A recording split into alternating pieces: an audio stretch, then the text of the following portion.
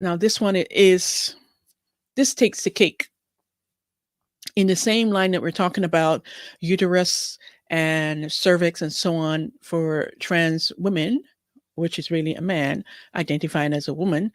Here we see a very insightful video. He says, I want to be the first trans woman to have an abortion. This man wants to mutilate his body, transplant ovaries and uterus so that he can conceive a child, all with the goal of killing that innocent child. And someone wrote, this is your daily reminder that demons exist. Take a listen. Woman to have a successful uterus transplant, ovaries and eggs included, and I want to be the first trans woman to have an abortion. I will let a doctor who has successfully transplanted a uterine complex before cut the organs out of a willing, healthy, transmasculine donor, place them in my body. I will devote myself, heart and soul, to their aftercare. I will have as much gay sex as it takes with as many trans women as it takes, and let What? Okay. the transphobes and homophobes scratch their heads, wondering what to make of it. And I want to be the first trans woman to have an abortion. Demented. Demented. Okay. So you're going to go through all of this. First of all, you probably never you're going to have a transplant of the uterus and the ovaries and all the things to conceive, get pregnant, only to abort the innocent child. What kind of demon are you? Honestly.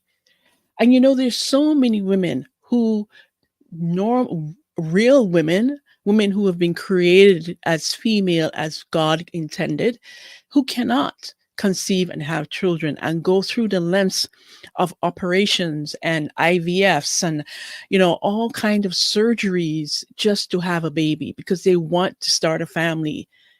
And here you have it. This person who is going to go through this type of operation, which has not been successful, by the way.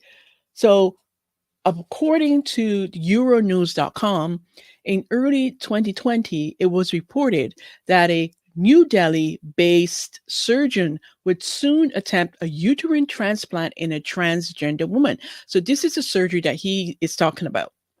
The operation has never been performed successfully, yet, in people assigned male at birth, which is the individual I just showed you, and the announcement prompted a series of reactions on the implications of such a procedure. Uterus transplantation still remains a fairly experimental procedure, but across the world, these transplants have already enabled some women suffering from uterine factor infertility, long seen as an irreversible condition, to successfully give birth.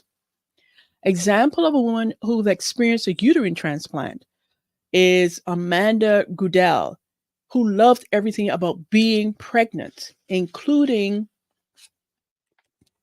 her daily bout with morning sickness. She says, I know morning sickness sounds awful to a lot of people, says Amanda, who lives in Syracuse, Utah, with her husband and their 4-year-old daughter. But to me, it was something that I never thought I would get to experience.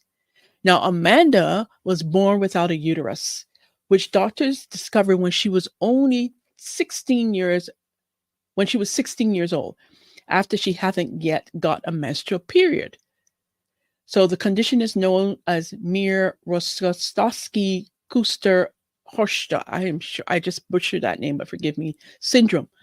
And it was a devastating diagnosis because Amanda had always dreamed of becoming a mother one day. So there we have it. We have Amanda, who have gone through this surgery, the uterine transplantation, and it has been successful. But that's a woman. It was done to a woman. She didn't have a uterus, and it was done to her, and she was able to conceive and have a beautiful, healthy baby.